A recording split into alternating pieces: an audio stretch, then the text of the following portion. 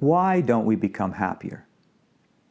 Well, the simple answer is that the things that we do to reduce our distress and to become happier don't work. Our first problem is believing that our unhappiness and suffering are due to the situation that we're in, to our circumstances. We tend to believe that if we could just change these problems, then I'd be relieved of my suffering and become happy. We tell ourselves, if only my husband would help out more around the house, then I'd be happy. If I could just have more money, then my stresses would be gone and I'd be happy. If I could only find my soulmate, then I'd be happy. As soon as I have children, then I know I'll feel fulfilled.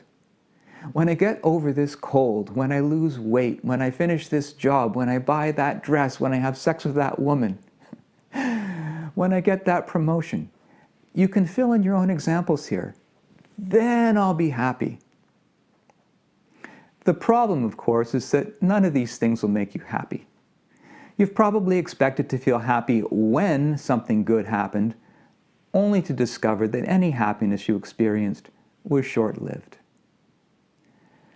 Thousands of years of wisdom, including from Jesus and Buddha, emphasizes that focusing on our material circumstances will not bring happiness and indeed will lead to suffering. Now we also have hundreds of scientific research studies that come to the same conclusion. Beyond that, it's not just that these things won't make us happy, but that the more we're focused on getting these things, especially material things, the less happy we'll be. We all know stories of people who seem to have it all, yet who are so miserable that they commit suicide. We also know stories of people who don't know where their next meal is coming from, yet who are blissfully happy. Now, of course, our happiness is not completely unrelated to our circumstances. We'll probably feel happier while honeymooning on a tropical beach than sitting in prison. So, there's certainly nothing wrong with trying to change our circumstances. If you have a choice between prison and a beach, take the beach. But don't expect that changes in your circumstances will have any enduring effect on your happiness. And if you devote most of your time and energy to changing your situation, you won't have much left for working on the things that will actually make you happier. What I said earlier wasn't completely true. All those things that I said wouldn't make you happy, they will.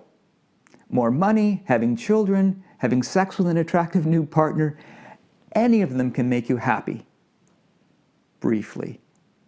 And here's the diabolical trap. Getting what we want feels good briefly.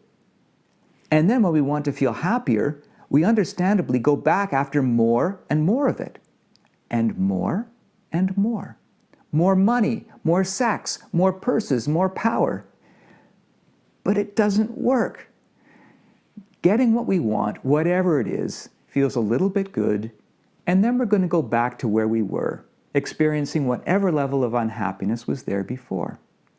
So, our first mistake is trying to become happier by changing our circumstances.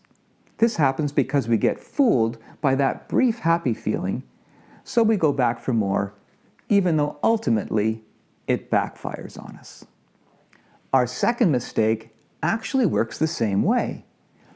Because we want to feel good, we understandably do whatever we can to avoid distressing feelings. Bad feelings, go away. And again, this feels like a relief, briefly.